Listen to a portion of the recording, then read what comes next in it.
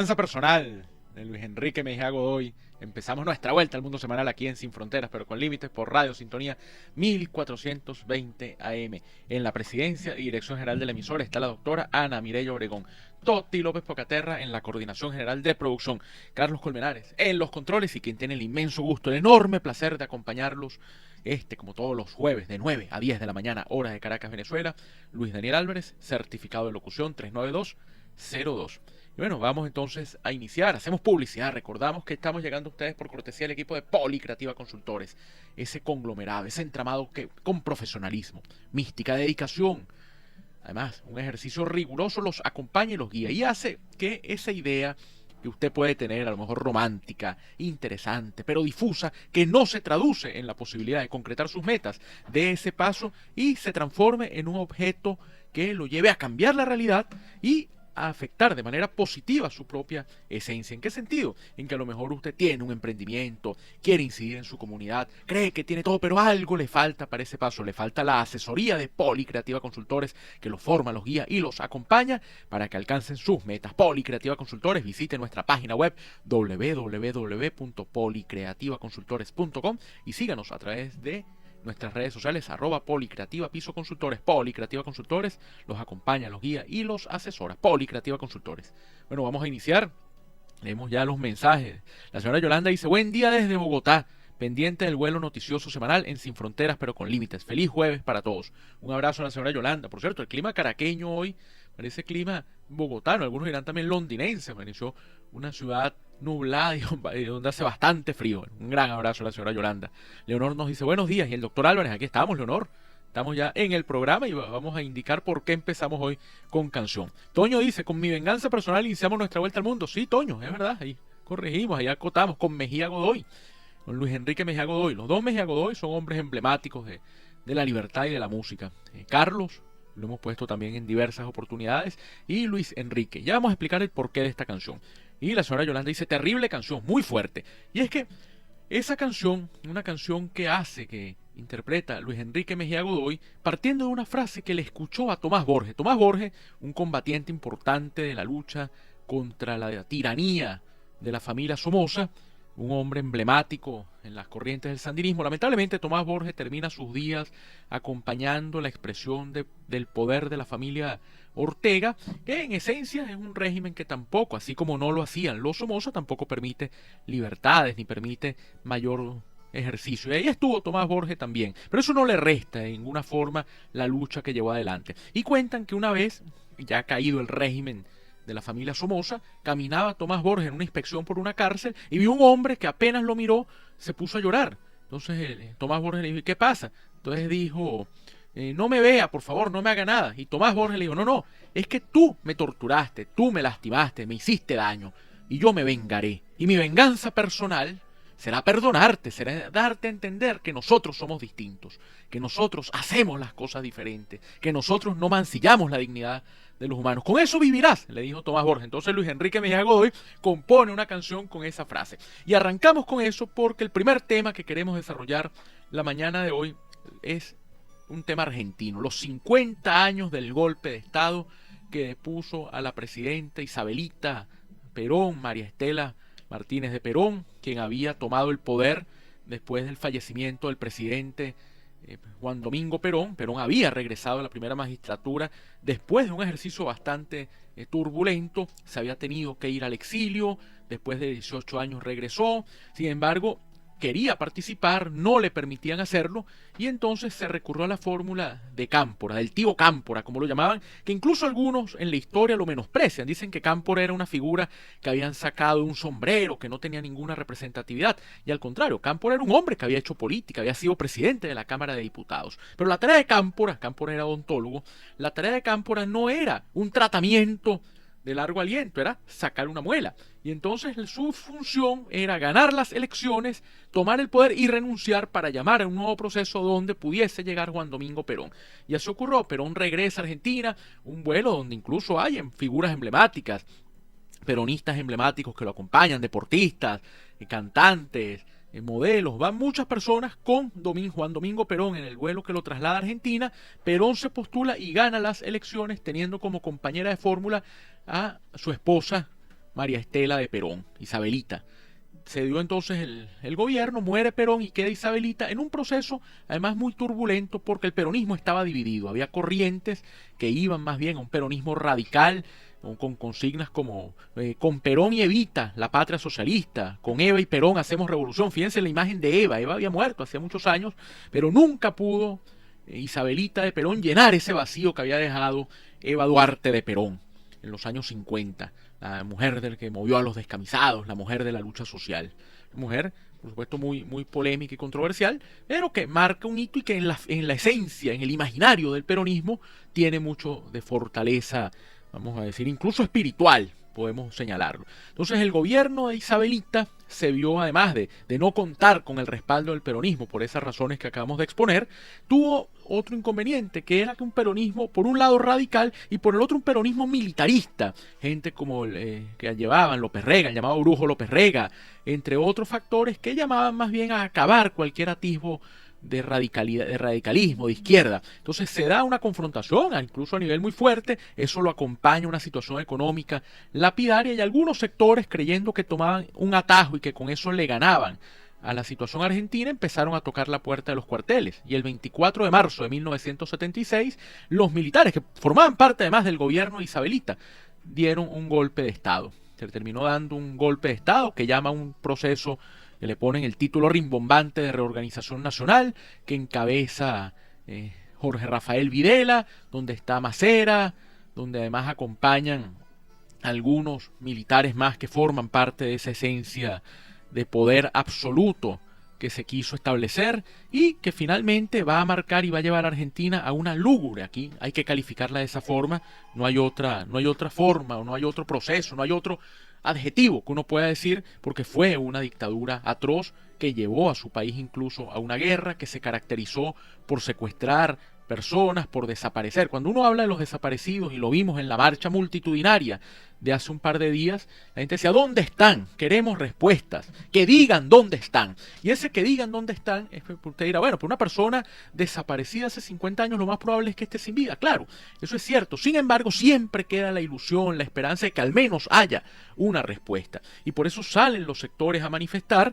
y aprovechan incluso de arremeter políticamente contra el gobierno de Javier Milei. ¿Por qué el tema Milei? Milei ha intentado minimizar el impacto que dejó la dictadura militar argentina. La dictadura militar ha sido acusada de desaparecer 30.000 personas. Los entendidos dicen que no, que pudo haber sido una cifra menor. E incluso Milei llegó a decir que no eran 30.000, sino 4.000. Pero no importa, si sea un desaparecido ya es una tragedia para la humanidad.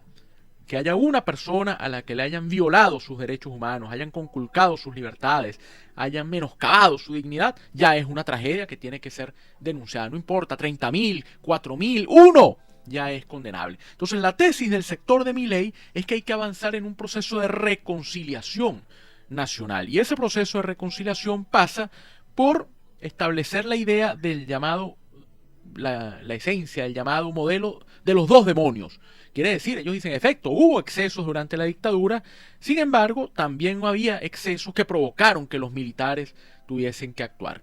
Eso a mí me parece una expresión totalmente absurda, porque es el típico juego, con evidentemente mayor drama, que usted tiene cuando dice, bueno, ¿a quién quieres más? ¿A tu papá o a tu mamá? Le pregunta el niño y el niño se ve angustiado, ¿no?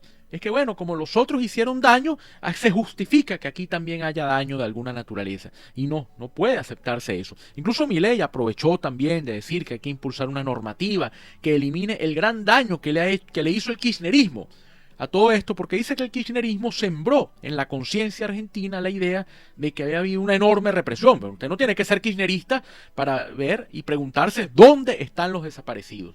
Independientemente guste o no la posición de un sector de las madres de Plaza de Mayo, desde una visión y una perspectiva política, hay un clamor natural, que aparezcan los hijos, que aparezcan los nietos. Por eso yo celebro cada vez que aparece uno de esos desaparecidos, uno de esos niños que se robaron, que se robó la dictadura, pero además los sustrajo con fuerza, se los arrancó a los padres de sus brazos y los entregó a otra familia. Cada vez que aparece uno de esos niños, por supuesto hay que entender el drama. Una persona que tiene 38, 40, 45 años y cree que su papá y su mamá son unas personas y de repente entiende que no, que sus papás están muertos porque eran disidentes del régimen militar, bueno, el tema psicológico y el acompañamiento que tiene que tener esa persona es bastante fuerte. Pero el hecho de aparecer es una victoria a la dignidad y es una condena más a esos personajes que hicieron un enorme daño a la historia argentina, a esos hombres que se creyeron poderosos, que uno veía incluso altaneros en la Junta hablando de los desaparecidos, burlándose incluso, y que terminan entendiendo después en un banquillo de un tribunal que están siendo condenados, con ese nunca más con el que terminó el informe en los años 80. Después esos militares fueron perdonados por un proceso controversial del presidente Menem, que dijo que había que borrar esas leyes porque había que avanzar en el entendimiento. Sin embargo, eso cambió y empezó entonces otra vez un proceso de juicio contra todos estos militares que decían que ellos habían actuado en una parte movidos porque lo que había antes era peor. Incluso Videla, sin despeinarse, decía de forma muy calmada que él lo que había hecho era profundizar lo que había ejecutado el gobierno de la presidenta Perón. Sin embargo, ahí fueron ellos toda la vida, los militares argentinos condenados, violadores de los derechos humanos, dijeron que ellos eran personas que simplemente eran sujetos de un juicio político, que se les estaban aplicando normas que se pensaban totalmente superadas y que eran normas además con un carácter retroactivo, pero lo que se hizo, aquí se aplica un pero, fue revisar absolutamente lo que había acontecido y terminar entonces condenando a estos personajes que se vieron disminuidos. Esa altanería de Videla, esa forma de actuar de Macera, esa actitud del mismo Galtieri, que llevó a su país a una guerra, donde incluso los que no murieron por el tema de fuerza murieron de frío y murieron de hambre. Aquí no vamos a entrar de si son Islas Malvinas o Islas Falkland, a quién corresponden, sino que la dictadura militar argentina fue capaz de llevar a su país a un ejercicio y un escenario de violencia con tal de tratar de perpetuarse en el poder, cuando la gente se dio cuenta que desaparecían personas, que las torturaban, que los talleres de mecánica no eran otra cosa que un lugar lúgubre donde mancillaban la dignidad, donde se recurría a cualquier forma de represión absoluta. Entonces eso es lo que se termina condenando. Y manifestación multitudinaria, porque algunos dicen con angustia que se está empezando a ver, o se sigue viendo, o se vuelve a ver más bien en Argentina, un lenguaje que pareciera justificar y que se parece mucho a lo que se vivió a partir del 24 de marzo de 1976, cuando los militares tomaron entonces el poder en Argentina y pusieron un régimen totalmente absurdo que se basaba en un control pleno de cualquier elemento que pudiese generarse allí. Ahí no se movía una hoja sin que el gobierno argentino, esa reorganización nacional, lo decidiera. Fueron varios los gobiernos que llevaron, las juntas de gobierno que se van a dar. La primera fue de Videla, como dijimos, que la encabezó con el almirante Macera y con Orlando Ramón Agosti.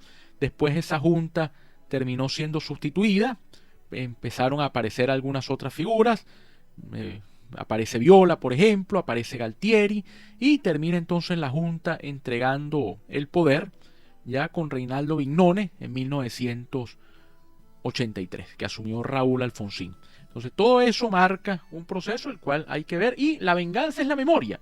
Hay que llevarlo, no es vivir del pasado. Me le dice, pasemos la página, dígale que pasemos la página a los que fueron torturados, a los que fueron vejados, a los que fueron asesinados. Dígale que pasemos la página, y uno se pone enfático porque tiene que ser así, a los que murieron en Malvinas. Dígale que pasemos la página a los que les robaron a sus hijos. O dígale que pasemos la página a esos hoy hombres, en aquel momento bebés, niños, niñas, que fueron arrancados de su familia porque a unos militares que actuaban con oprobio se les ocurrió que esa era la forma de llevar adelante el proceso político. Condenados por la justicia y condenados por la historia.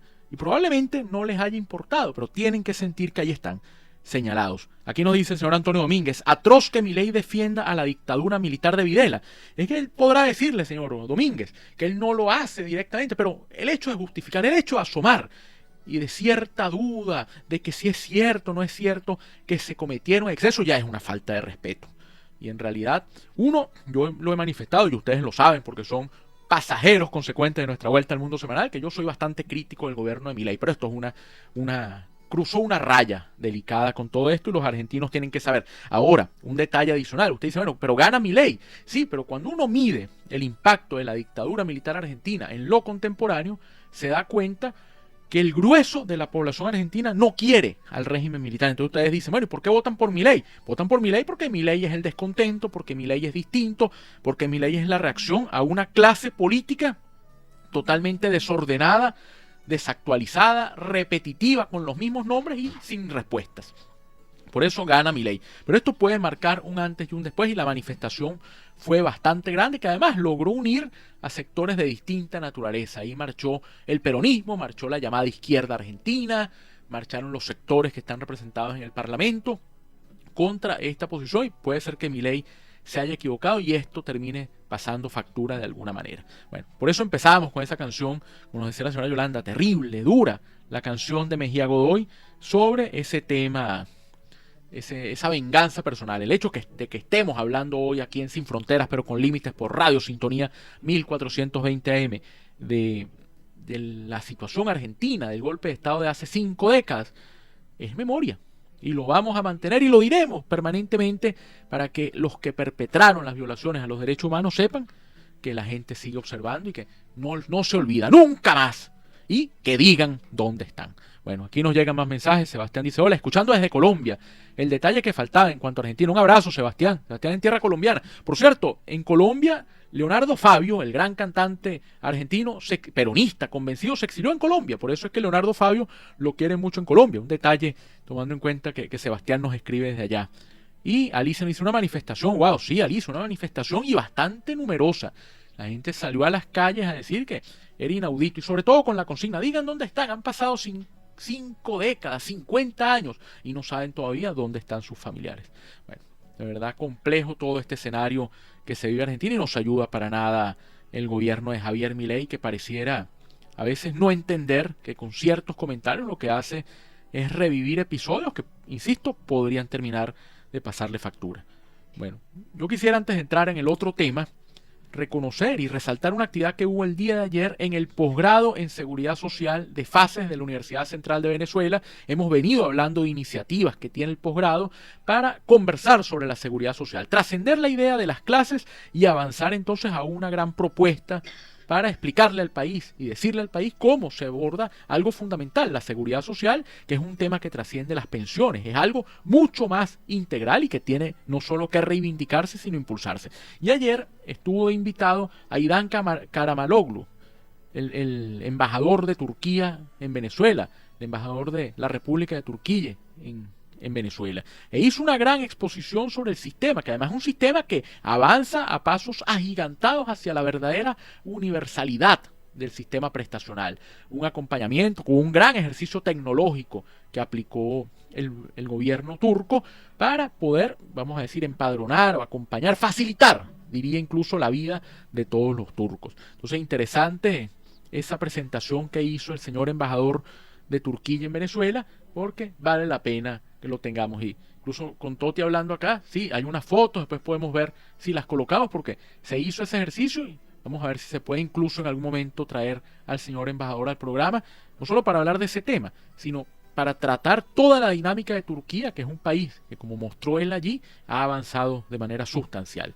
Entonces, bueno, importante ese ejercicio. Y queremos saludar también a Sofía. Sofía entra a las Olimpiadas de Matemáticas, así que para ella un gran abrazo, una niña que oye nuestro programa, que le interesa el tema internacional, que le gusta el análisis, y bueno, vemos también que le gusta la matemática, así que a Sofía un gran abrazo.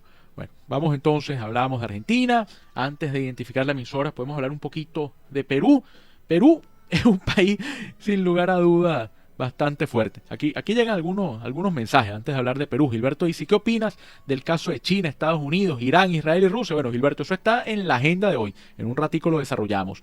Nereida Soler dice, la seguridad social, importante. ¿Y qué puedes decir sobre ese tema? ¿Puedes explicarnos qué fue la del embajador de Turquía? Sí, el embajador de Turquía, Nereida, indicó cómo se avanza. Habló del tema turco, de unas reformas en los años 80, un país con una población cercana a los 80 millones de personas, que tiene además una situación geográfica fuerte, que tiene y ha sido el receptor sustancial de la migración siria producto de la guerra civil de ese país, y han logrado establecer un gran sistema a través de médicos familiares que luego transmiten y luego desarrollan o llevan a las personas, remiten a otras instituciones y además un proceso totalmente tecnológico. Él nos dijo, fíjense, sacó incluso su teléfono celular y nos dijo, aquí está la aplicación donde yo puedo sacar mi partida de nacimiento, donde yo puedo ver cuáles son los tratamientos médicos, donde se ha buscado además una centralización no en el sentido de amarrar todo, sino de poner orden al tema de la seguridad social. Antes era una seguridad social fraccionada,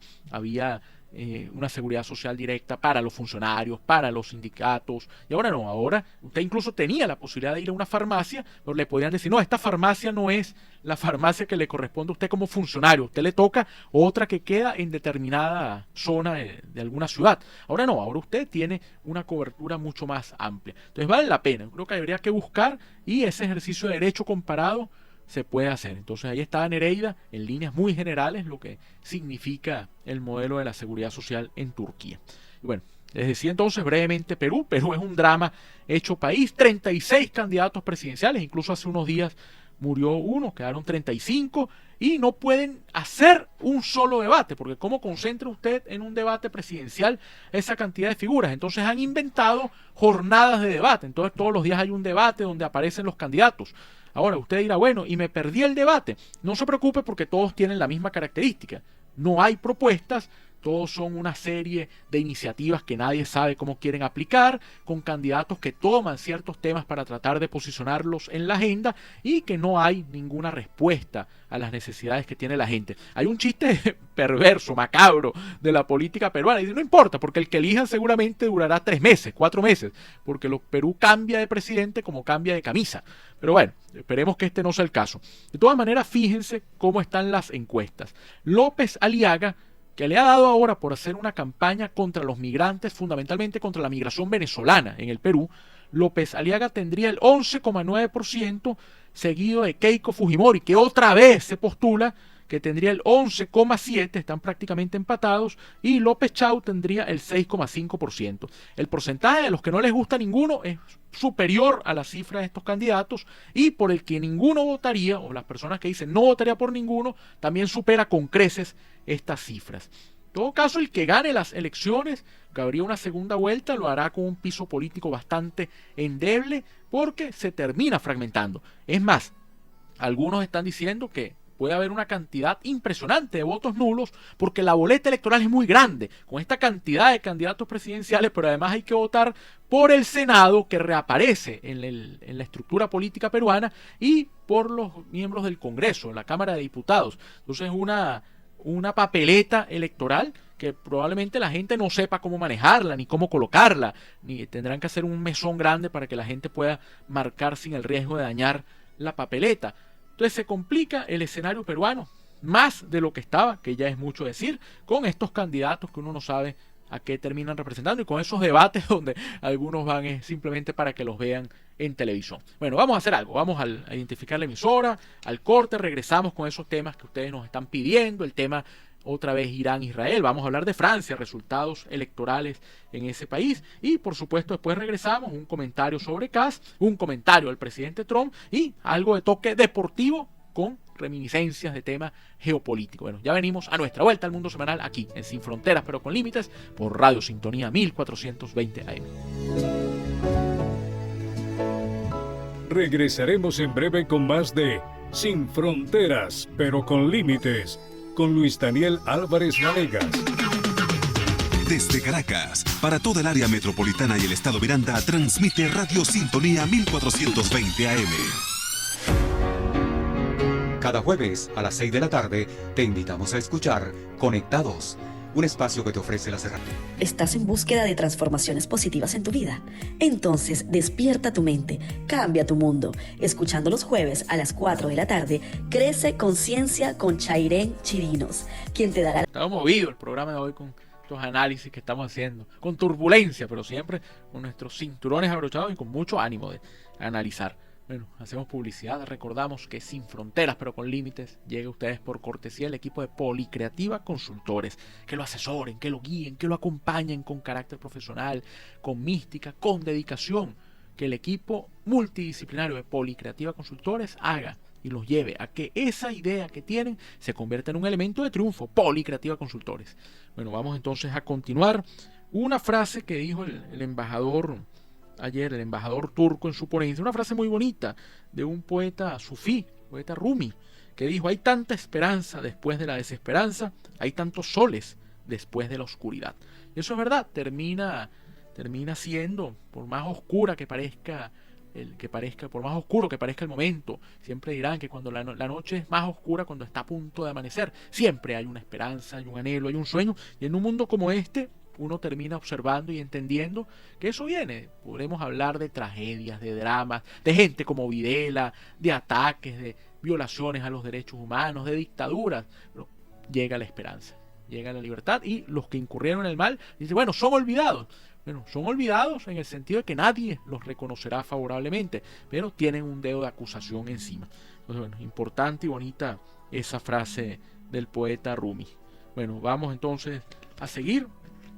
Hablemos un poquito de Francia. Vamos a hablar de los resultados electorales, porque habíamos adelantado el peligro que tenía la política francesa, porque la llamada izquierda no quería unirse, y eso facilitaría el triunfo de la señora Le Pen. Parece que pudo más el miedo que la necesidad de una unión, y se terminaron dando ya los resultados que indican un triunfo de la estabilidad frente a los extremos.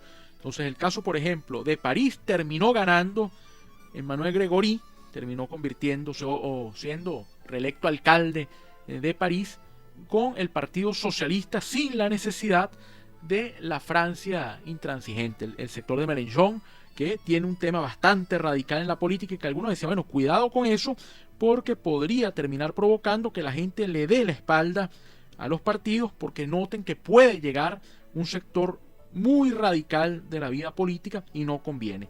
En todo caso, logra vamos a llamar, hemos ya aclarado varias veces que no hay una, si se quiere, una perspectiva clara de esos temas izquierda y derecha, una vigencia de los conceptos, pero en todo caso, aquí vamos a tomar la licencia. La izquierda democrática, sobre todo con el Partido Socialista y con el sector ecologista, el Partido Socialista francés es un partido de tendencia socialdemócrata, gana la alcaldía de París, gana además la alcaldía de Marsella, logran ganar la alcaldía de Lyon con Doucet, en ese caso un candidato del Partido Ecologista, pero ahí sí fue la Francia insumisa, este partido, carácter intransigente de la política, pero la Francia insumisa es el nombre del partido de Mélenchon. Logró reagrupación nacional ganar Niza, no logró ganar Toulon, eso también es emblemático, y finalmente entonces logra la izquierda democrática tener París, Marsella, Nantes, Montpellier, Estrasburgo, Lille y Lyon. Esa coalición entre socialistas y ecologistas. ¿Qué conclusiones deja el proceso político francés? El proceso municipal. Bueno, en primer lugar, el fortalecimiento del Partido Socialista. ¿Es el Partido Socialista una alternativa dentro de la política francesa? Porque ha logrado avanzar, ha logrado hasta cierto punto creer que puede hacer una política mucho más moderada en el marco de las discrepancias contra el gobierno del señor Macron, que Macron ha quedado muy mal, no en términos electorales, sino en forma y en manejo político. Macron desconoció ese acuerdo parlamentario de ir junto a una segunda vuelta y trató de tomar todo para sí. Lo que hizo fue otra vez dejar que avanzara el sector de la señora Le Pen, de Reagrupación Nacional. Hablando del tema de la gente de Macron, Philippe, el ex primer ministro, ganó Le Havre, y eso lo asoma como potencial candidato presidencial en 2027. Bueno, finalmente el balance es, noten esto, porque hemos dicho, le fue muy bien a la izquierda democrática, pero no tiene más alcaldías, tiene las principales alcaldías de Francia, que ya es bastante. Entonces la derecha moderada, concretamente o encabezada por los republicanos, consiguió 1.245 alcaldías. La izquierda moderada, Partido Socialista y ecologistas, tuvo 802 alcaldías. El centro, fundamentalmente donde está el partido de Macron, 589, la extrema derecha 61, y yo me atrevería a decir el gran perdedor de toda esta jornada es la Francia, el sector de la Francia insumisa de Mélenchon, 7 alcaldías nada más. Entonces eso es lo que termina asomando que puede hacerse una buena idea, que puede avanzarse en torno a un gran proyecto y que finalmente va a dejar, uno diría, un escenario donde tengan que darse pactos. Ahora, ¿por qué hablamos de este tema desde esa perspectiva? Porque a la gente no le gustan los extremos. Donde se dio, eso lo dicen algunos analistas en Francia, donde se dieron alianzas, aunque ya vimos un caso que terminó dándose, el de Lyon, pero en otros escenarios donde tenía la mayor probabilidad la llamada izquierda democrática y decidió tener el apoyo de la Francia insumisa, terminaron perdiendo. Como que la gente dice, yo no quiero desorden, yo no quiero extremismo, lo que quiero es estabilidad para vivir. Entonces fíjense, entre derecha moderada e izquierda moderada obtienen un triunfo sustancial, seguidos del centro, que podría también jugar allí, y los extremos relegados completamente del sistema político. Bueno, un escenario interesante. Pero ya que estamos en Francia, vamos a escuchar a un francés emblemático. Dice, yo te daré calor. Creo que calor hay que darle a todos estos políticos para que entiendan, bueno, que bajar las pasiones y pensar en este caso a lo mejor no con calor, pensar en frío, pero con el calor de buscar dar respuestas a la sociedad. Chazz Aznavour con Yo te daré calor, y nos vamos a una zona que no está caliente, está incendiada, que es la zona del Medio Oriente. Ya venimos. Chazz Aznavour, Yo te daré calor, siempre hombre emblemático, además una figura importante, Aznavour, no solo de la cultura, de la música, de la lucha por el pueblo armenio. Bueno, vamos a continuar. Nos llegan mensajes. Rivero dice, el caso de Francia, ¿cómo se podría explicar? Yo diría, Rivero, si piden en una frase, idea de redes sociales en 180 caracteres, Francia apostó a la estabilidad. No quieren radicalismo, quieren estabilidad, y por eso los moderados son los que obtienen el poder. Bueno, pero a nivel municipal, sí, pero en los municipios empieza a fraguarse el movimiento. Recuerden, voy a tomar un ejemplo, por supuesto, exagerado. La República Española tiene el empujón final para su proclamación, la Segunda República Española, cuando se promulga, por las elecciones municipales. Eso es un detalle que queda allí también. Darío dice, además vamos a hablar de Irán, Darío, nombre persa. Hola Luis Daniel, nombre de reyes persas. Hola Luis Daniel, pienso que los países a lo largo de sus gobiernos van a tener que dar muchas explicaciones del por qué sus políticas tienen a sus habitantes sumidos en miseria. Totalmente, Darío. Y nosotros como ciudadanos tenemos que exigir, tenemos que pedir que se rindan cuentas. Hernando dice, lo que tienen que hacer es trabajar por sus habitantes. Totalmente, Hernando. Es que ese es el norte. Y otra vez, y lo unimos al comentario de Darío, porque vamos nuevamente a la misma idea. Nosotros tenemos mucho que ver con eso. Tenemos que exigir desde el punto de vista ciudadano. Y William Zambrano dice, ¿cuál será el futuro que nos espera? Muchos países en guerra y los pueblos cansados. Y grave, porque esta no es una guerra cualquiera la que podría darse, una guerra que tiene asomo nuclear. Bueno, vamos a empezar con eso, por la situación en Irán e Israel que ustedes la han venido preguntando. Conversaciones. El presidente Trump dijo, estamos conversando con Irán y hay grandes avances. Irán ha entendido lo que está ocurriendo. Irán dice, efectivamente, ha habido conversaciones, queremos escuchar, pero no hemos llegado a ningún acuerdo. Porque Irán plantea que le tienen que reconocer su dominio, le tienen que garantizar su soberanía sobre el estrecho de Hormuz. En cambio, el gobierno estadounidense ha dicho que Irán tiene que entender que perdió la guerra. Imagínense la forma tan torpe de parte del presidente estadounidense manejar este tema. ¿Cómo va a ir a negociar en una condición humillante para el gobierno de Irán? Entonces, yo creo que finalmente esto no va a llevar estas conversaciones, al menos en el corto plazo, un escenario, lamentablemente no van a llevar un escenario fructífero que pueda llevar la paz, y más bien estamos viendo cómo la guerra se está creando unas ramificaciones bastante duras. Por ejemplo, ya el fin de semana hubo un llamado de atención terrible para la seguridad de Israel. Terrible porque se vulnera su sistema de protección, y terrible por la gente, los que sufren, los seres humanos que viven allí y que están a merced de los ataques. Siempre lo hemos dicho, cuando se habla de la guerra hay que pensar en la gente a la que le destruyeron su casa en Teherán y a la gente a la que le destruyeron su casa en Tel Aviv.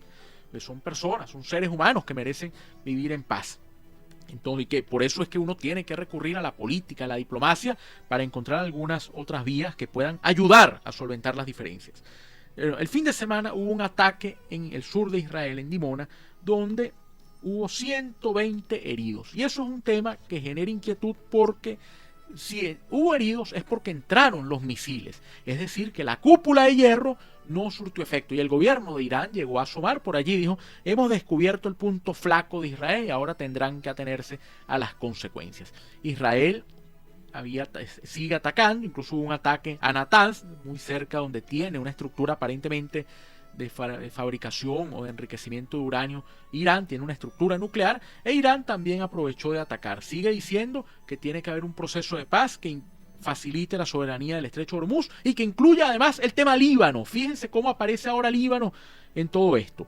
¿Por qué? Porque en Líbano, el sur de Líbano, funciona como un estado fallido. Ahí no hay estado libanés que pueda poner orden. Sur del Líbano me refiero a la frontera fundamentalmente con Israel, donde están los altos del Golán, hacia esa zona, que es el alto del Golán con Siria, pero en ese lugar, porque además es un lugar muy pequeño, bueno, allí opera Hezbollah.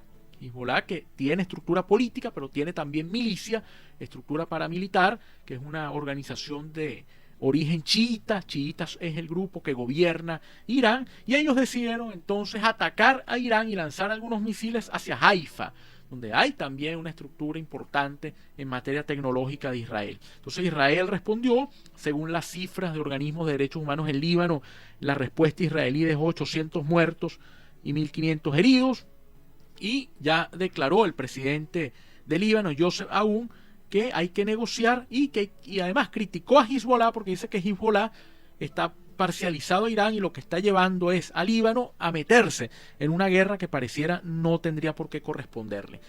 Yo lo que diría en todo esto es que fracasó el modelo de Líbano. Líbano fue un estado inventado en el sentido de darle fuerza. Cuando digo inventado, es que le dio fuerza a sus distintos grupos en un gran marco de integración.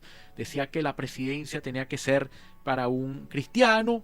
Ahí hay una población maronita, católicos maronitas bastante grande. Tenía que ser para alguien que profesarse el cristianismo. El primer ministro tenía que ser un sunita. El presidente del parlamento tenía que ser un chiita. Por eso Hezbollah llegó a ocupar la presidencia del Parlamento en Líbano. Tenía que el jefe del ejército tenía que ser un druso, para que todos estuviesen allí en un gran plan o en un marco de entendimiento y de coordinación. Sin embargo, eso fracasó en los años 80, se dio la guerra civil, esta gente como la familia Gemayel actuando con su estructura política, partido de las Falanges, entre otros, y es la guerra civil de un país que se agotó como modelo porque las diferencias poblacionales empezaron a dar de qué hablar. Entonces, después fue un país ocupado y tutelado por Siria, por la familia Al-Assad, y hoy es un país que tiene parte de su territorio que no logra ser controlada por un gobierno central sumamente débil. Siempre nos dijeron pensar que Líbano había sido, a Beirut le llamaban la París del Medio Oriente, y bueno, es un lugar hoy totalmente inseguro, donde toda la cultura y todo el atractivo que tiene se ve desplazado porque no hay ninguna capacidad real de estabilidad. Entonces eso, un comentario que queríamos traer, y uno espera, insisto, que se logre una paz, pero tiene que ser una paz con respeto, tiene que ser una paz con entendimiento. Dejaron de hablar, por cierto, del hijo del Shah, ya no lo mencionan como figura, es decir, que le sacaron la silla del poder en Estados Unidos y entendieron que no convence a nadie, ni tiene ningún tipo de incidencia interna porque salió hace mucho tiempo de su país. Bueno, comentarios ya para ir cerrando, muy breve. Trump y el desaire diplomático a la primera ministra de Japón. Resulta que en una locución, esas ruedas de prensa que tienen allí en el Salón Oval, alguien dijo que por qué Estados Unidos no había anunciado lo que iba a hacer Irán. Entonces Trump no se le ocurrió otra cosa que dárselas de chistoso y decir que es que en realidad a veces hay que guardar secretos, sino que le pregunten a Japón, que atacó Pearl Harbor. En realidad esa manera de hacer las cosas no es la adecuada, y el rostro de la señora Takaichi, la primera ministra de Japón, fue emblemático porque además es revivir un proceso bastante duro. Entonces Trump a veces, por dárselas de gracioso, creo que termina quedando bastante mal. Esa frase hizo daño, que no solo dio comentarios o sirvió para que algunos se burlaran, sino que se viera. Yo lo veo más bien con inquietud, porque hay que medir. Si se está además en un cargo público y en un cargo de la magnitud del presidente y del país que el señor Trump gobierna, creo que hay que ser cuidadoso con cualquier comentario que pueda hacerse. Bueno, hubo un detalle también, una noticia fresca. La Asamblea General de la Organización de las Naciones Unidas terminó aprobando con 123 votos a favor, 3 en contra y 52 abstenciones, establecer que la esclavitud era el peor delito que se había cometido, el peor crimen que se había cometido contra la humanidad. Dirán, bueno, pero ¿cómo votan en contra? ¿Cómo se abstienen? Es condenable. Entonces, claro, el problema está, y lo explicó un representante de los Estados Unidos, país, por cierto, que votó en contra junto a Israel y junto a Argentina, que mostraron sus votos en contra, o expresaron sus votos en contra. Decía el estadounidense, mire, claro que condenamos la esclavitud, pero no estamos de acuerdo con la reparación que algunos están pidiendo y que algunos dicen que hay que llevar adelante. Entonces, por eso estamos votando en contra. Yo creo que hay que ser sutiles con eso. No es votar en contra, a lo mejor hacer los reparos de rigor, pero queda muy mal estos 3 países votando en contra de una condena contra una situación aberrante como fue la esclavitud cometida en África. El funcionario estadounidense dijo, bueno, pero es que están usando el derecho actual para juzgar algo que ya ocurrió. Pero hay que ver bien cómo se plantea, pero votar en contra creo que es totalmente desafortunado por también la imposición que algunos van a tratar de llevar y van a tener. Otro detalle relacionado con las Naciones Unidas, la expresión del presidente Kast de Chile, que le retiró el apoyo a la expresidenta Bachelet para la Secretaría General de la ONU. Dice, bueno, ¿puede seguir Bachelet? Sí, puede seguir y tiene todavía bastante oportunidad de ganar, aunque algunos dirán que ni su propio país la apoya. El argumento del gobierno de Kast, la realidad es que no la quieren porque la señora es ideológicamente diferente a los que gobiernan hoy en Chile. Sin embargo, el argumento concreto es que hay rencillas, hay un candidato también argentino, entonces bueno, se van a disgregar por allí los votos. O sea, Kast se va a ir con el candidato que tiene el gobierno argentino. Habría que ver hasta dónde, porque Bachelet, una mujer emblemática, luchadora, se comparte o no su manera política de pensar, es una persona que aportó mucho a la idiosincrasia y a la política en la región. Y decíamos también, ya a modo de cierre, pendientes, tenemos un detalle con el chat, no nos están llegando ahorita los mensajes, que están Toti y Carlos abocados de lleno tratando de resolver el inconveniente, entonces no estamos recibiendo ahorita los mensajes. Lo que podemos hacer, que si se termina el programa, bueno, exacto, nos escriben y nosotros podemos contestar por allí. Vemos incluso, después podemos hacer un video, podemos hacer alguna transmisión y la publicamos. Acuérdense que estamos también a través de la cuenta Telegram y el YouTube, nuestro canal personal o nuestros canales particulares, @Luis Daniel Álvarez de Radio. Podríamos allí cualquier cosa responder con algún video y hablamos para ver si los mandamos por esos canales, para que ustedes tengan también respuestas y sientan que se cortó la comunicación entre las cabinas de mando y los pasajeros. Bueno, ustedes están tomados en cuenta. Este es un programa, esto es como las buenas aerolíneas, un programa serio. Entonces, les decía que para cerrar, sigue la polémica deportiva que trasciende ya el escenario también netamente del deporte y pasa a lo político. El Tribunal de Arbitraje Deportivo aceptó la apelación que hizo Senegal contra la decisión de la Confederación Africana de Fútbol de retirarle a Senegal la Copa Africana de Naciones y dársela a Marruecos.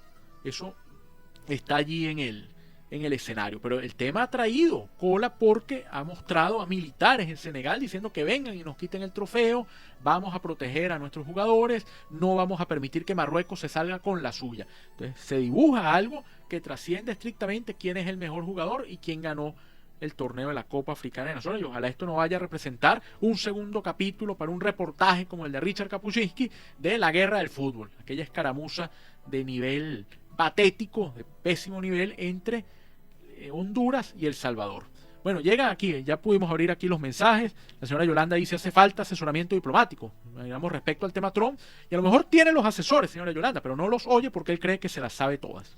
Juan Pablo dice, son muchos detalles con la ONU, muchos, Juan Pablo, y el principal, que tiene que haber una reforma. Y dice también Juan Pablo, ¿qué ha hecho la ONU ante las guerras y las situaciones mundiales que se han suscitado a lo largo del tiempo? Bueno, Juan Pablo, creo que la respuesta puede estar en el cine, una película que se llama En Tierra de Nadie, una película de la guerra yugoslava, que vale la pena que la busquen estos días de descanso y de reflexión, puedan verla porque ahí se explica mucho de la realidad internacional. Bueno, vamos a hacer publicidad, recordar que hemos llegado a ustedes por cortesía del equipo de Policreativa Consultores que los forma, los guía, los acompaña y hace que esa idea que ustedes tienen se convierta con su elemento diferenciador en una llave hacia el triunfo. Policreativa Consultores. Bueno, nos vamos diciendo que en la dirección de la emisora está la doctora Ana Mireya Obregón, Toti López Pocaterra en la coordinación general de producción, Carlos Colmenares en los controles y quien tiene el inmenso gusto, el enorme placer de hablar para todos ustedes, Luis Daniel Álvarez, certificado de locución 39202. ¿Cierto? Ya para cerrar, la semana que viene no nos vamos a encontrar, es Jueves Santo, día de reflexión, de oración, ese día no tendremos programa y vamos entonces a estar pendientes de toda la situación internacional. Ahí salió, como dato ya para cerrar nuestra vuelta al mundo semanal, salió Silvio Rodríguez, el famoso cantante cubano, diciendo que él quería un fusil para luchar contra la intervención estadounidense. Bueno, ese se puede ser pintoresco, que se quede Silvio Rodríguez cantando, que creo que lo hace mucho mejor que dando estas muestras y estos episodios. Bueno, como empezamos hablando de Argentina y las dictaduras, creo que nadie mejor que un argentino, Charlie